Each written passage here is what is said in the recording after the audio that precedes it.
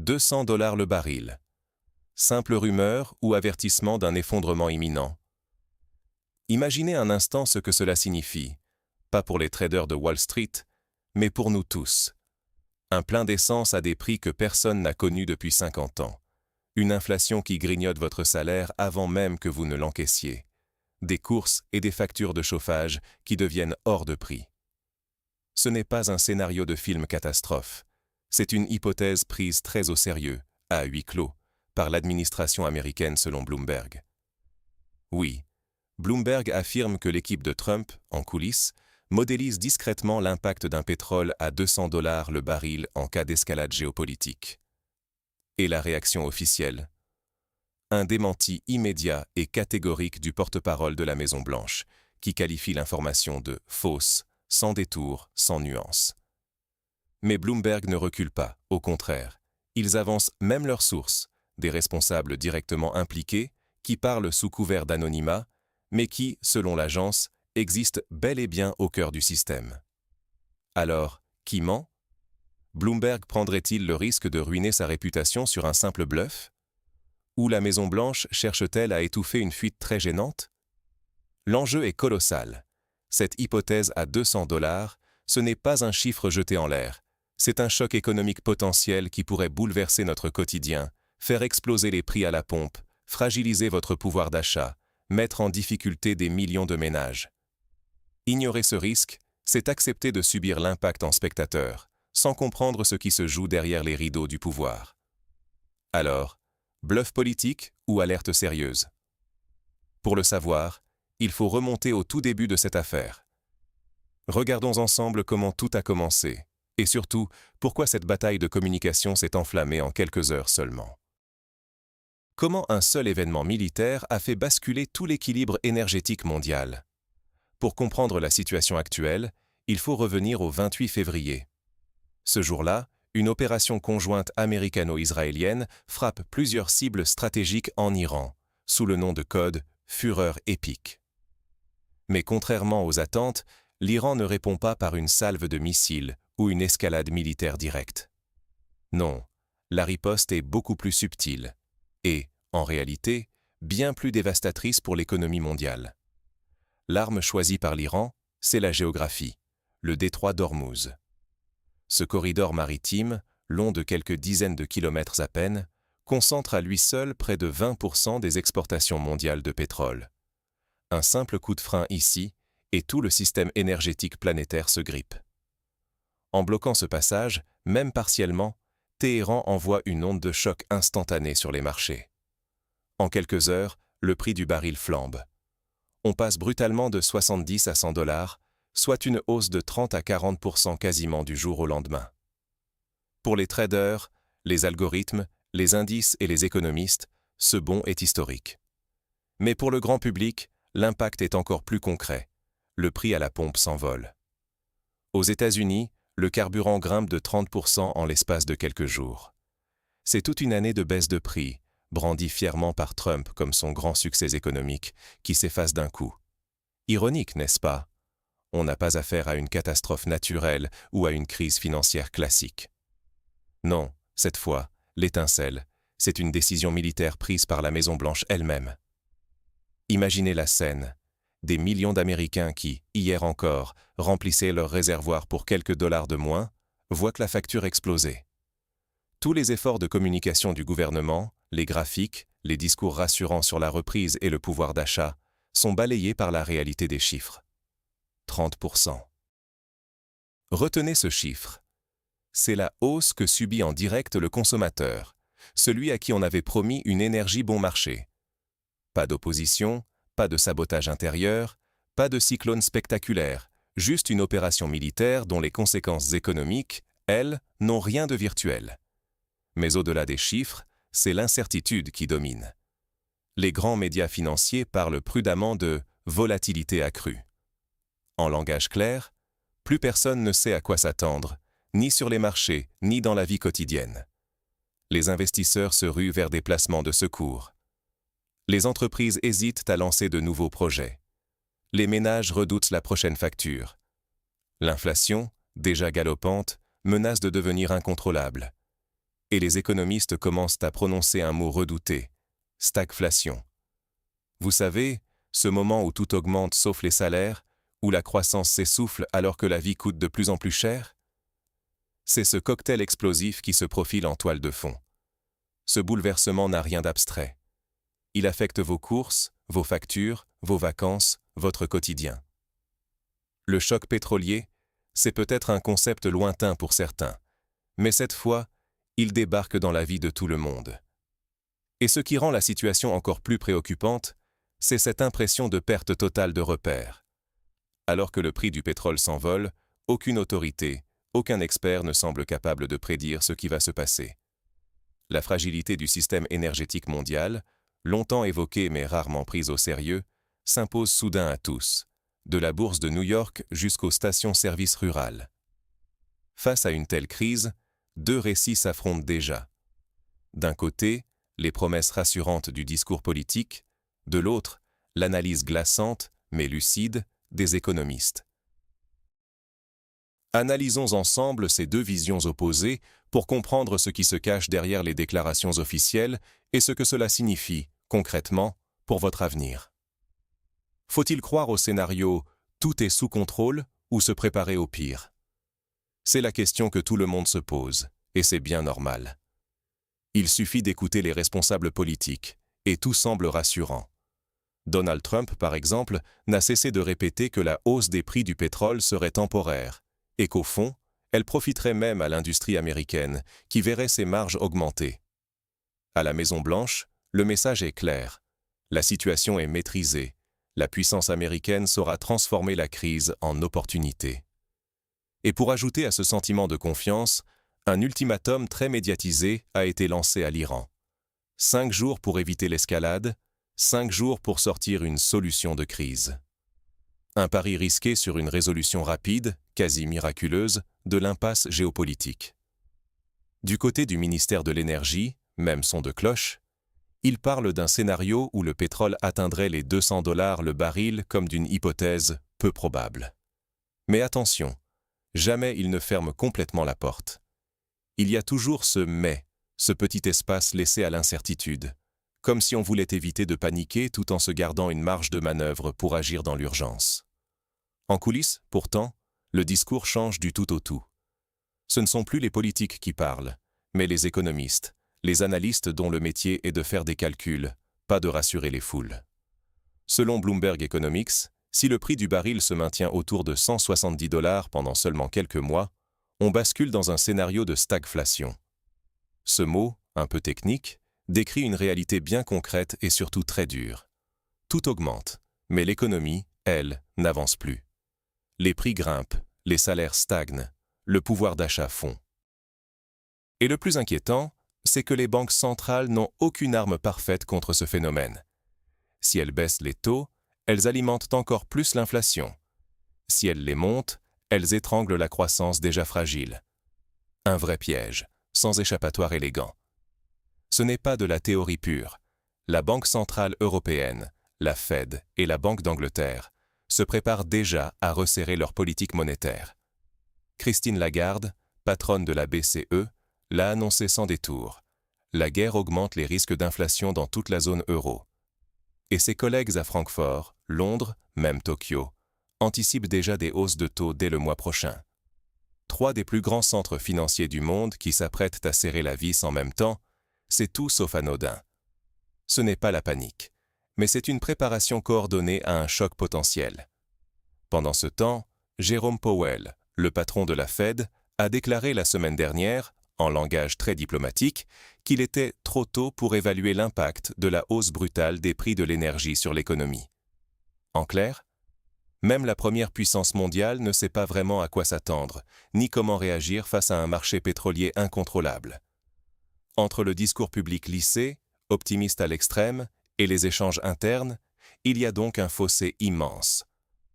Prenez l'exemple de Scott Bessent, ministre des Finances américain. Avant même le début des hostilités, il avait alerté en interne sur le risque d'une envolée du prix du pétrole et son impact destructeur sur la croissance. Pas après coup, pas dans le feu de l'action. En amont, il voyait venir la crise et tirait la sonnette d'alarme. Et ce n'était pas une remarque isolée. Pendant plusieurs semaines, des mises en garde répétées ont été adressées à la Maison-Blanche, en mode confidentiel. Mais au moment où ces informations ont filtré dans la presse, la réaction officielle a été immédiate. Démenti catégorique, assurance publique renouvelée et surtout, insistance sur la solidité de la trajectoire de l'économie américaine. Cette dissonance n'est pas le fruit du hasard. C'est une gestion de l'image, une stratégie de communication assumée. On a d'un côté les vrais chiffres, les avertissements internes, et de l'autre, la vitrine politique, savamment orchestrée pour éviter la panique, et peut-être aussi pour protéger certains intérêts. Le problème, c'est que plus l'écart grandit entre les deux, plus il devient dangereux de s'en remettre à l'optimisme officiel. Fermer les yeux sur les signaux d'alerte, c'est risquer de prendre les mauvaises décisions pour ses finances personnelles, pour son entreprise, pour son quotidien tout simplement. La réalité, c'est que le marché ne demande que quelques semaines pour franchir le cap critique des 170 $, et à 200, on entre en terrain inconnu, celui des crises mondiales. Alors, pourquoi ce chiffre de 200 $ revient-il si souvent dans les analyses, même s'il est publiquement écarté? C'est là que tout se joue, et la réponse tient en un simple point sur la carte. Une vulnérabilité géographique dont aucune déclaration optimiste ne peut effacer la réalité. On y arrive, et vous allez voir, tout le système dépend de ce minuscule passage.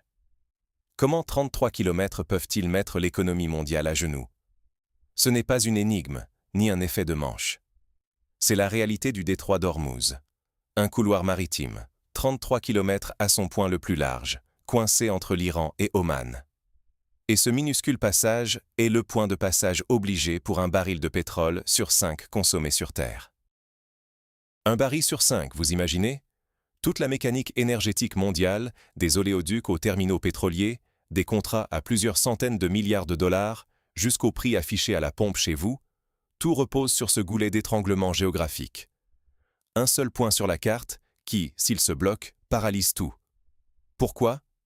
Parce que depuis plus de 30 ans, tout le monde connaît cette vulnérabilité. Les analystes, les services de renseignement, les grandes compagnies pétrolières, tous l'ont écrit noir sur blanc. Si Ormuz ferme, rien ne le remplace. Les alternatives? Regardons-les. Les pipelines traversant l'Arabie Saoudite ou l'Irak. Saturés, incapables d'absorber le surplus. Le contournement par l'Afrique? 3 semaines de trajet en plus pour chaque supertanker, des millions de dollars ajoutés par cargaison et une logistique ingérable à grande échelle. Bref, aucune solution fiable n'a été construite.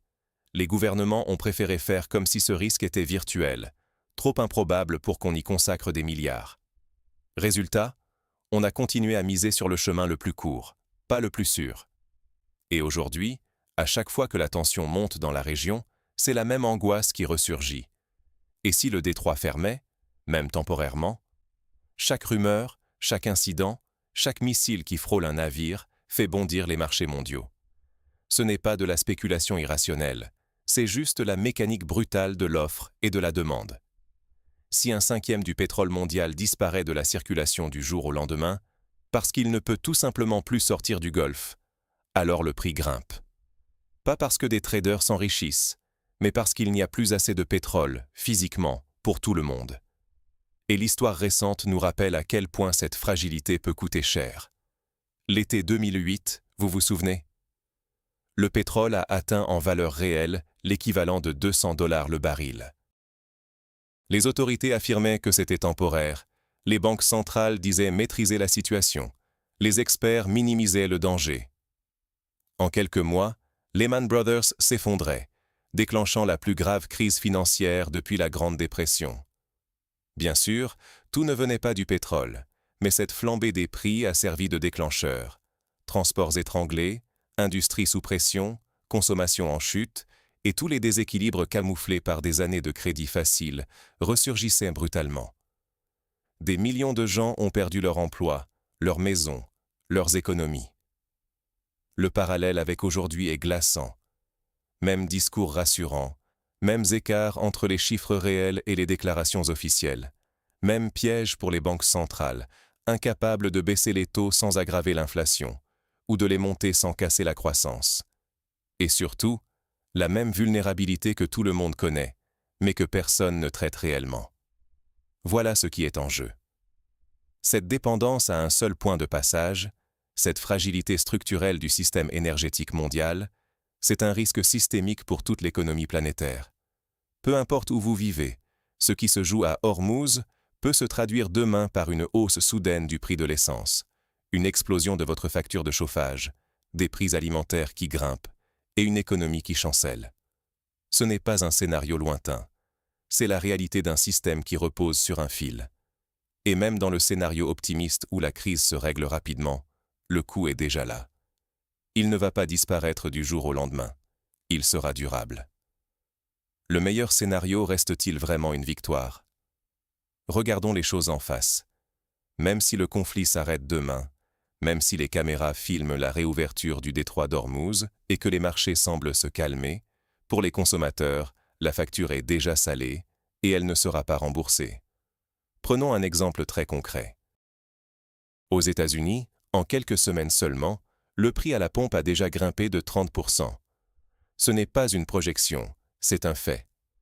Ces dollars en plus, chaque automobiliste les a payés, à la station-service, au supermarché, sur chaque livraison à domicile. Ces hausses, elles ne s'effacent pas du jour au lendemain. Même si, par miracle, demain le baril retombe à $60, le prix du litre ne redescendra pas aussi vite. C'est l'effet bien connu de « la fusée et la plume ». Les prix s'envolent à une vitesse record, mais quand il s'agit de redescendre, ils prennent tout leur temps, comme une plume qui flotte lentement. Les compagnies pétrolières, elles, ne sont pas pressées d'abandonner leurs marges, et on peut les comprendre dans un contexte où personne ne sait de quoi demain sera fait. Mais ce n'est pas tout.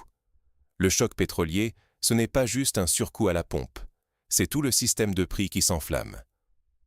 Car si le carburant coûte plus cher, alors tout ce qui dépend du transport, donc, en réalité, presque tout ce que vous achetez, finit par coûter plus cher aussi. C'est la logistique, puis les prix alimentaires, puis tous les produits, et enfin les services. Cette vague d'inflation, une fois lancée, continue de se propager pendant des mois, même quand la situation semble revenue à la normale sur les marchés mondiaux. Et pendant ce temps, la Réserve fédérale, comme toutes les banques centrales du monde, se retrouve piégée. Elle ne peut pas baisser les taux pour soutenir l'économie, car l'inflation explose. Mais elle ne peut pas non plus les relever sans risquer de précipiter un ralentissement, voire une récession. C'est un vrai casse-tête. Le patron de la Fed le dit lui-même. Impossible d'évaluer les conséquences tout de suite. Sauf que les marchés, les prix, eux, n'attendent pas. Ils répercutent les tensions en temps réel sur le porte-monnaie des ménages. Et puis, surtout, il y a ce que les discours officiels ne diront jamais.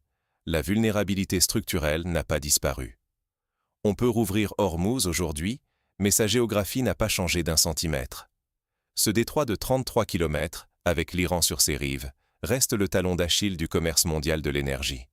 Chaque armateur, chaque assureur, chaque trader, désormais, sait qu'un blocage peut survenir à tout instant. Résultat, les primes d'assurance explosent, le coût du fret grimpe, et tout cela se retrouve dans le prix final du pétrole, même lorsque le détroit est accessible.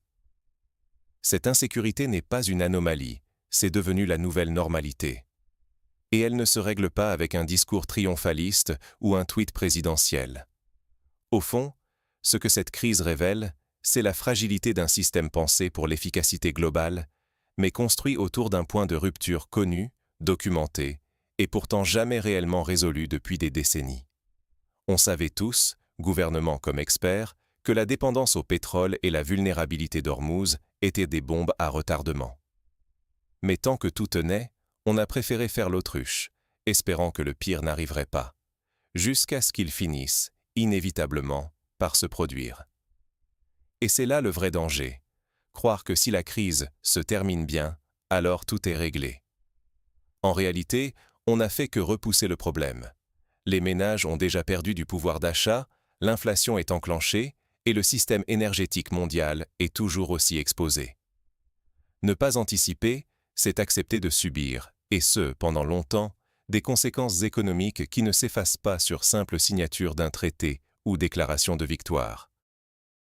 Alors, Face à ce constat, il faut se poser la vraie question. Peut-on encore avoir confiance dans un système où, crise après crise, ce sont toujours les mêmes qui perdent la note, pendant que les décisions se prennent ailleurs, loin du quotidien des citoyens? C'est ce que nous allons explorer maintenant. Et vous, êtes-vous prêt à payer pour la prochaine crise? Parce qu'au bout du compte, c'est bien ça, le vrai visage du système énergétique mondial. Au-delà des discours triomphants, des promesses politiques et des paris sur une reprise express, il reste une réalité beaucoup plus dérangeante.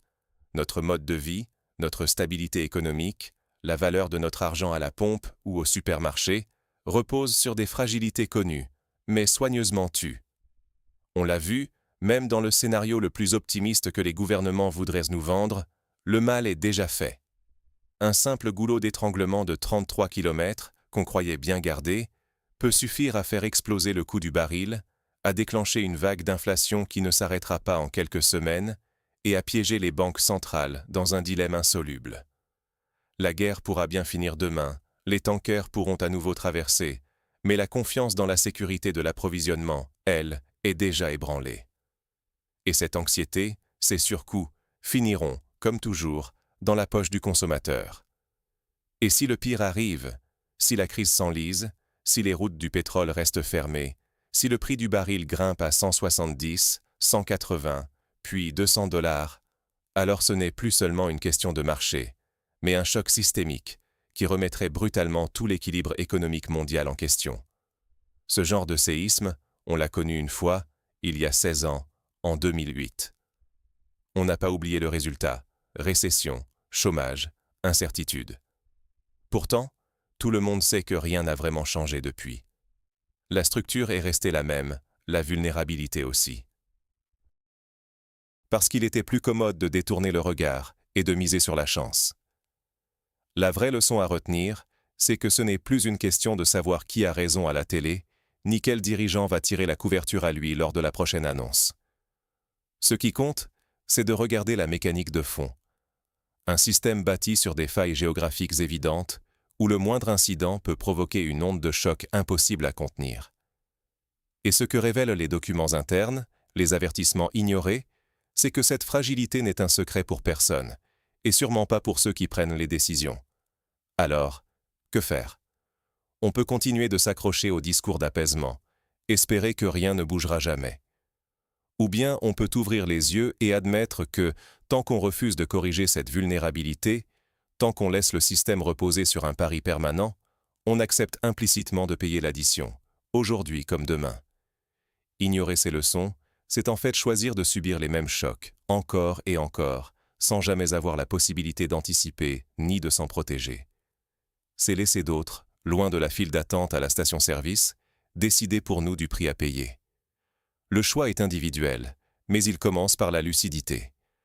Regarder la réalité en face, refuser d'avaler les réponses toutes faites, et surtout, comprendre que la sécurité énergétique n'est pas un acquis, mais un point faible chronique sur lequel repose toute notre économie.